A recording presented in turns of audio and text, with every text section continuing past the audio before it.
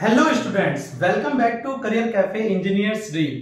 दोस्तों, आज के इस वीडियो में फ्लूइड मैकेनिक्स का important topic buoyancy and flotation हम कवर करने वाले हैं और इससे रिलेटेड इंपॉर्टेंट एमसीक्यूज करेंगे जो कि अपकमिंग एग्जाम के लिए आपके लिए बहुत इंपॉर्टेंट रहने वाला है। तो आइए दोस्तों स्टार्ट करते हैं। फर्स्ट क्वेश्चन हमारे पास है, a block of wood 3 metre long, 3 metre wide and 2 meter deep is floating horizontally in water. If the density of wood is 800 kg per meter cube, then the volume of water displaced will be. अब आपके पास question क्या कह रहा है कि एक wooden block है जिसकी लेंथ 3 मीटर है, विड्थ भी 3 मीटर है, डेप्थ 2 मीटर है और ये पानी में फ्लोट कर रहा है। जब भी कोई ऑब्जेक्ट फ्लोटिंग या सबमर्ज कंडीशन में आएगा तो आपको पता होना चाहिए कि इस पे बायएंस फोर्स या बायएंसी का प्रिंसिपल लगेगा जो कि आर्किमिडीज ने दिया था। अब यहां पे आपके पास density of wooden block and हमें निकालना है वॉल्यूम ऑफ वाटर डिस्प्लेस्ड। तो बायएंसी फोर्स के अकॉर्डिंग अगर आप फॉर्मूला यूज करेंगे, वेट ऑफ वुडन ब्लॉक का वेट जो होगा इक्वल्स टू आ जाएगा वेट ऑफ फ्लूइड डिस्प्लेस्ड, जितना फ्लूइड इसने डिस्प्लेस्ड किया या हटाया। तो अब अगर हम फॉर्मूला यूज करेंगे तो वेट ऑफ वुडन ब्लॉक, किसी भी चीज का वेट निकलता है यूनिट वेट इनटू वॉल्यूम से, और वुडन ब्लॉक आपके पास है तो हम बी भी लिख सकते हैं। वेट ऑफ फ्लूइड डिस्प्लेस्ड भी हम लिख सकते हैं small w into volume, and ये वाटर का आ जाएगा तो हमने w लिख दिया। अब वेट ऑफ वुडन ब्लॉक हम लिख सकते हैं रो इंटू जी, इसका जो डेंसिटी है rho into g into VB equals to, इसे भी हम लिख सकते हैं rho of water into g into VW. G से जी कैंसिल हो गया। रो ऑफ वुडन ब्लॉक यानी कि डेंसिटी ऑफ वुडन ब्लॉक हमें गिवन है 800 kg पर metre cube. Volume of wooden block निकालेंगे तो length into width into depth 3 into 3 into 2 equals to rho of water हमने 1000 रख दिया and volume of water displace हमें कैलकुलेट करना है। तो यहां से हम सॉल्व कर सकते हैं, 20 से 20 कैंसिल हो गया। ये आपके पास आ जाएगा 339 18 एंड 18 8 144 अपॉन 10।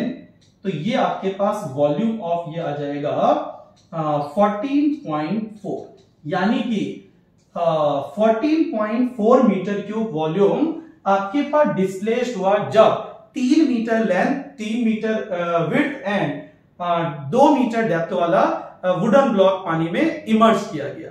Point clear? तो ये फॉर्मूले आपके पास यूज होते हैं जब भी आपके पास बायएंसी या फ्लोटेशन के न्यूमेरिकल्स आएंगे। तो आइए दोस्तों अब बढ़ते हैं नेक्स्ट क्वेश्चन की तरफ। नेक्स्ट क्वेश्चन हमारे पास है, for a body completely submerged in a fluid the centre of gravity G and the centre of buoyancy O are known, यानी कि centre of gravity G and centre of buoyancy O हमारे पास given है। The body is considered to be unstable equilibrium if, अब हमारे पास अभी completely submerge यानी कि सबमर्ज्ड बॉडी गिवन है और सबमर्ज्ड बॉडी की 3 कंडीशन आपके पास आती है, in stable equilibrium, unstable equilibrium and neutral equilibrium. Stable equilibrium वो बॉडी कहलाती है जिसमें सेंटर ऑफ बायएंसी यानी कि O आपके पास सेंटर ऑफ ग्रेविटी से ऊपर होता है। अनस्टेबल इक्विलिब्रियम में centre of buoyancy centre of gravity से नीचे होता है एंड न्यूट्रल कंडीशन में ये एक ही पॉइंट पे आते हैं। तो यानी कि जब आप इस क्वेश्चन का आंसर देंगे तो यहां पे आपके पास अनस्टेबल इक्विलिब्रियम पूछा है, यानी कि सेंटर ऑफ बायएंसी नीचे होगा सेंटर ऑफ ग्रेविटी से। तो आंसर आपके पास आ जाएगा O lies below G, यानी कि ऑप्शन नंबर सी आपका मैच हो जाएगा। सेम जब आप फ्लोटिंग बॉडी की कंडीशन पढ़ेंगे तो उसमें मेटा सेंटर आता है। मेटा सेंटर अगर सेंटर ऑफ ग्रेविटी से ऊपर होगा तो स्टेबल इक्विलिब्रियम, अगर मेटा सेंटर नीचे होगा सेंटर ऑफ ग्रेविटी से तो अनस्टेबल इक्विलिब्रियम, एंड अगर दोनों एक ही पॉइंट पे कोइंसिड करेंगे तो क्या कहलाएगा? न्यूट्रल इक्विलिब्रियम कहलाएगा। चलिए अब बढ़ते हैं नेक्स्ट क्वेश्चन की तरफ।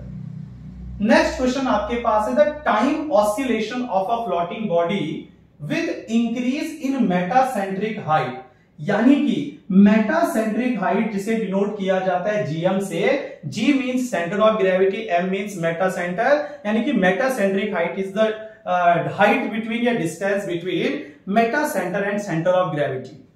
अब अगर हमारे पास मेटासेंट्रिक हाइट में चेंज आ रहा है तो टाइम ऑफ ऑस्सिलेशन यानी कि जो बॉडी दोलन कर रही है, ऑस्सिलेशन कर रही है, उसमें क्या फर्क पड़ेगा।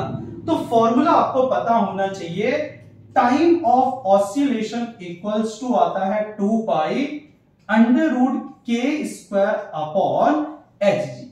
एच यहां पे मेटासेंट्रिक हाइट यानी कि जीएम कहलाता है। तो फॉर्मूला आप इस तरह भी लिख सकते हैं 2 pi under root k square GM into जी। अब फॉर्मूले में आप देख रहे हैं कि T and GM inversely proportional है, यानी कि जब मेटासेंट्रिक हाइट आपके पास इंक्रीज होगा तो टाइम ऑफ ऑसिलेशन आपके पास डिक्रीज होगा। और क्वेश्चन में लिखा है the time oscillation of floating body increases with increases in metacentric height, यानी कि मेटासेंट्रिक हाइट बढ़ेगी तो टाइम ऑसिलेशन क्या होगा, तो आप लिख सकते हैं लोअर होगा यानी कि डिक्रीज होगा। Point clear. चलिए अब बढ़ते हैं नेक्स्ट क्वेश्चन की तरफ। नेक्स्ट क्वेश्चन हमारे पास है the movement of inertia of a floating body along its longitudinal axis and the volume of water displaced by it are I and V, यानी कि हमारे पास movement of inertia I given है and volume आपके पास water पे given है v। The height of meta centre above the centre of buoyancy of the body is. अब इस क्वेश्चन को समझने के लिए पहले आपको एक पॉइंट समझना पड़ेगा कि कोई भी बॉडी जो फ्लोट करती है उसमें 3 चीज आपके पास आएगी। इस तरह से डायग्राम हम डिनोट करके चलते हैं। सबसे पहले m दिखाते हैं मेटा सेंटर, बीच में सेंटर ऑफ ग्रेविटी एंड नीचे आता है आपके पास सेंटर ऑफ बायंसी। अब यहां से मेटासेंट्रिक हाइट जीएम निकालने का एक फॉर्मूला होता है, यानी कि अगर हमें जीएम कैलकुलेट करना है तो हम फॉर्मूला यूज करेंगे बीएम माइनस बीजी। ये फॉर्मूला हम यहां से यूज करते हैं। और यहां पे जो ये बीएम आता है इसका फॉर्मूला आता है I अपॉन V, यानी कि movement of inertia divided by volume of water. अब फॉर्मूला क्वेश्चन क्या पूछ रहा है, the height of the Meta centre, यानी कि मेटा सेंटर की हाइट बतानी है above centre of buoyancy, centre of buoyancy, यानी कि हमें निकालना ही क्या है, बीएम निकालना है। यानी कि इस क्वेश्चन से हमारे पास बीएम कैलकुलेट करेंगे तो इसका फॉर्मूला आपके पास आता है I upon V। Important question है, एग्जाम में बहुत जाता है। बायंसी एंड फ्लोटेशन छोटा चैप्टर है आपके पास, लेकिन एग्जाम में क्वेश्चन बहुत ज्यादा आते हैं। और जो स्टूडेंट अभी यूकेपीएससी जेईई की प्रिपरेशन कर रहे हैं तो फ्लूइड मैकेनिक्स की 90 क्वेश्चन उनके पास आने वाले, यानी कि 180 मार्क्स एग्जाम में आने वाले हैं। तो काफी इंपॉर्टेंट सब्जेक्ट ये आपके पास रहने वाला है। चलिए अब बढ़ते हैं नेक्स्ट क्वेश्चन की तरफ। नेक्स्ट क्वेश्चन हमारे पास है, इंपॉर्टेंट क्वेश्चन है आपका ये भी। An iceberg floats in sea water with 14% of its volume projecting above the sea surface. If the specific weight of sea water is 10,400 newton per metre cube, determine specific weight। यानी कि सी water में आपके पास कोई iceberg है जिसका 14% of its volume projecting above, 14% ये ऊपर है, और सी वाटर में जो पोर्शन इमर्ज्ड होगा, डूबा होगा, ये आपका आ जाएगा 86%।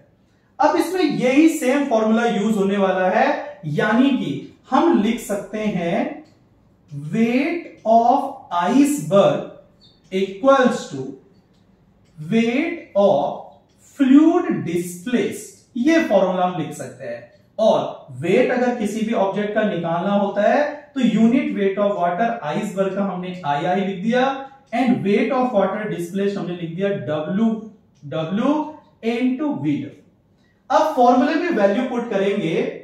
Specific weight of sea water हमारे पास गिवन है 10400। Volume of water, volume of water आपके पास है जितना ये ऑब्जेक्ट सी वाटर में डूबा होगा इतना ही फ्लूइड आपका डिस्प्लेस्ड होगा, यानी कि 86% ऑफ V, यानी कि टोटल वॉल्यूम का 86% डिस्प्लेस हो गया। तो हम total volume of iceberg V assume करके इसका 86% ले सकते हैं।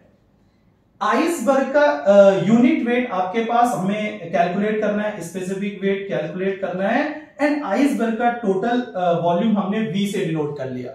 अब यहां से हम फॉर्मूला डिराइव करते हैं, तो V 10,040 86% ऑफ V को हम लिख सकते हैं 0.86 V।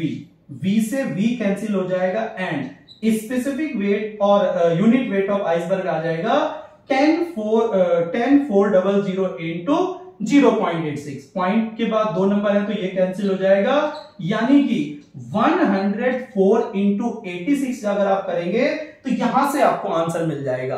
तो हम करते हैं 104 इंटू 86, 6 4 24 2 2 6 8 4 32 3 3 8 1, ये आ गया 4498, यानी कि 8944 ऑप्शन नंबर डी आपका मैच हो गया। तो इतना स्पेसिफिक वेट 8944 केजी पर मीटर क्यूब आपका आ जाएगा आइसबर्ग का यूनिट वेट। तो इस तरह के क्वेश्चन एग्जाम में बहुत ज्यादा देखने को मिलते हैं और इस वीडियो देखने के बाद मुझे उम्मीद है कि आपके सारे के सारे क्वेश्चन इजीली सॉल्व हो जाएंगे। चलिए अब बढ़ते हैं नेक्स्ट क्वेश्चन की तरफ। नेक्स्ट क्वेश्चन हमारे पास है, the buoyancy depends upon the pressure with which liquid is displaced, weight of liquid displaced, viscosity of liquid, compressibility of liquid। तो ये मैं अभी आपको बता चुका हूं कि बायंसी जो है ये फुली डिपेंड करता है वेट ऑफ फ्लूइड डिस्प्लेस, यानी कि जितना फ्लूइड डिस्प्लेस हुआ है उतना ही आपके पास वेट ऑफ ऑब्जेक्ट यानी कि बायंसी का इफेक्ट पड़ेगा ऑब्जेक्ट पे। तो बायंसी फोर्स या बायंसी इक्वल्स टू आता है weight of liquid displace. Point clear? चलिए अब बढ़ते हैं नेक्स्ट क्वेश्चन की तरफ। नेक्स्ट क्वेश्चन हमारे पास है, an object weighing 100 newton in the air was found to weigh 75 newton when fully submerged in water, the relative density of the object. जब भी आपके पास ऐसा क्वेश्चन आए कि भाई एयर में किसी ऑब्जेक्ट का वेट अलग है और जब आप उसे वाटर में इमर्ज करेंगे या किसी फ्लूइड में इमर्ज करेंगे तो उसके वेट में हमेशा कुछ कमी आ जाती है, और ये कमी किसकी वजह से आती है? डेंसिटी के चेंजेस की वजह से आती है। यानी कि इस क्वेश्चन को आप किस तरीके से करके चलेंगे, आइए देखिए मैं सॉल्व करवाता हूं आपको। तो इस क्वेश्चन को सॉल्व करने के लिए सबसे पहले आपको एयर में ऑब्जेक्ट का वेट निकालना पड़ेगा या वेट से फॉर्मूला डिराइव करना पड़ेगा। तो एयर में हम लेके चलते हैं वेट, तो W इक्वल्स टू आपको पता है होता है रो जी एच, या इसमें हम फॉर्मूला यूज करेंगे यूनिट वेट इनटू वॉल्यूम। हम लिख सकते हैं यूनिट वेट को रो जी इनटू वी। अब वेट जो एयर में है ये है 100 न्यूटन, रो एयर में हम अभी रो ही लेके चलते हैं, जी को जी लेके चलते हैं, वॉल्यूम को वी लेके चलते हैं। अब इसी क्वेश्चन में इसी ऑब्जेक्ट को जब वाटर में इमर्ज करेंगे या पानी में डालेंगे तो वेट में कमी आ जाती है, और कमी किस वजह से आती है? जो वाटर ऊपर की तरफ बायंट फोर्स लगाता है या बायंसी फोर्स लगाएगा, और यहां पे जो बायंसी फोर्स आएगा 100 न्यूटन वेट एयर में है, वाटर में 75 न्यूटन है, यानी कि 25 न्यूटन का आपके पास बायंसी फोर्स लगा है। तो अब हम बायंट फोर्स निकालेंगे B, तो B इक्वल्स टू भी सेम आ जाएगा यूनिट वेट इनटू वॉल्यूम। यहां से ये आ जाएगा 25 न्यूटन इक्वल्स टू, इसको हम लिख सकते हैं रो जी इनटू वी। अब दोनों क्वेश्चन में क्या होगा? वॉल्यूम आपके पास हमेशा सेम रहेगा। फर्स्ट क्वेश्चन क्योंकि एयर में वेट है, यानी कि रो ऑफ ऑब्जेक्ट आपके पास आ जाएगा जी रहेगा, और जब पानी में इमर्ज किया है तो रो ऑफ वाटर आपके पास आ जाएगा। जब वॉल्यूम आपके पास दोनों जगह, क्योंकि वॉल्यूम में कोई चेंज नहीं आता है, केवल वेट में चेंज आएगा, तो यहां से हम क्या निकाल सकते हैं? दोनों इक्वेशन को जब डिवाइड करेंगे तो हमारे पास आ जाएगा 100/25 equals to rho 0 g into v upon rho water into g into v. अब जी से जी कैंसिल हो गया, क्योंकि वॉल्यूम में तो चेंज आएगा ही नहीं, वॉल्यूम सेम रहेगा, तो वॉल्यूम से वॉल्यूम कैंसिल हो गया। 25 का 100 में डिवाइड करेंगे 4, और यहां पे रो ऑब्जेक्ट, जो भी ऑब्जेक्ट आपके पास एयर में है, अपॉन रो वाटर आपके पास इक्वल्स टू 4 आ जाएगा। अब क्वेश्चन में अगर आप देखेंगे तो हमें पूछा ही है रिलेटिव डेंसिटी या स्पेसिफिक ग्रेविटी जिसे कहते हैं, और आपको स्पेसिफिक ग्रेविटी पता होना चाहिए। ये होता है mass density of any object और any fluid divided by mass density of water. Same इस क्वेश्चन में भी mass density of object divided by mass density of water, यानी कि यही वैल्यू आपके पास स्पेसिफिक ग्रेविटी यानी कि 4 आ जाएगा। तो ये इंपॉर्टेंट क्वेश्चन है। इस तरह के क्वेश्चन भी अब आते हैं एग्जाम में, जहां पे एयर में 100 न्यूटन वेट है, वाटर में 75 न्यूटन है, यानी कि बायएंट फोर्स 25 न्यूटन का लगा है। और इन फॉर्मूले के यूज करके जितने भी आपके बुक्स में क्वेश्चन है या किसी प्रीवियस एग्जाम में क्वेश्चन आए हैं, सारे के सारे क्वेश्चन आपके इजीली सॉल्व हो जाएंगे। चलिए अब बढ़ते हैं नेक्स्ट क्वेश्चन की तरफ। नेक्स्ट क्वेश्चन हमारे पास है, on which of the following factor the magnitude of the buoyant force acting on a body in a fluid depend, यानी कि बायएंसी फोर्स किन चीजों पे डिपेंड करता है। तो आपको पता होना चाहिए कि बायएंटी फोर्स आता है, बायएंट फोर्स आता है वेट ऑफ फ्लूइड डिस्प्लेस, यानी कि वेट आएगा तो वेट को लिखते हैं हम यूनिट वेट इनटू वॉल्यूम। तो जब आप ऑप्शन में देखेंगे तो यूनिट वेट को हम रो इनटू जी या density into gravity acceleration into volume लिख सकते हैं, यानी कि किस चीज पे डिपेंड करेगा। वेट ऑफ ऑब्जेक्ट इमर्सिंग इस पे भी करेगा, इस शेप ऑफ द बॉडी इस पे डिपेंड नहीं करेगा, density of fluid and mass of body, density और बॉडी के मास पे डिपेंड करेगा, ये density of fluid and the volume of body. तो मोस्ट एप्रोप्रिएट आंसर जो आपके पास रहेगा ये रहेगा density of fluid rho and volume of the body immerse, जो बॉडी जितना पानी में डूबा है उसके वॉल्यूम, यानी कि दोनों चीज पे डिपेंड करेगा। तो आंसर आपके पास आ जाएगा डी। नेक्स्ट क्वेश्चन आपके पास है, a body is floating in a liquid is said to be in neutral equilibrium if its meta center। Starting में ही मैं आपको बता चुका हूं कि फ्लोटिंग बॉडी के लिए मेटा सेंटर अगर सेंटर ऑफ ग्रेविटी से ऊपर है तो स्टेबल इक्विलिब्रियम, अगर मेटा सेंटर नीचे है तो अनस्टेबल इक्विलिब्रियम, एंड अगर Meta centre and centre of gravity एक ही पॉइंट पे है तो ये आपके पास आ जाता है न्यूट्रल इक्विलिब्रियम। तो क्वेश्चन में अभी पूछा है न्यूट्रल इक्विलिब्रियम, यानी कि दोनों पॉइंट एक ही पॉइंट पे आएंगे, coincide with its centre of gravity, यानी कि Meta centre centre of gravity के साथ कोइंसिड होता है, एक ही पॉइंट पे पड़ता है, तो ऑप्शन नंबर ए आपका आ जाएगा। Point clear? चलिए, तो इस तरह से दोस्तों हमने वीडियो में बायएंसी एंड फ्लोटेशन के इंपॉर्टेंट एमसीक्यूज किए, और ये सारे एमसीक्यू आपका पूरा चैप्टर कवर करते हैं। तो वीडियो अगर पसंद आए तो लाइक जरूर करें, शेयर जरूर करें, और किन टॉपिक्स पे आप वीडियोस चाहते हैं कमेंट में जरूर मेंशन करें। तो वीडियो पसंद आए तो लाइक शेयर कीजिए, और चैनल पे नए हैं तो सब्सक्राइब करना ना भूलिए। Thank you so much.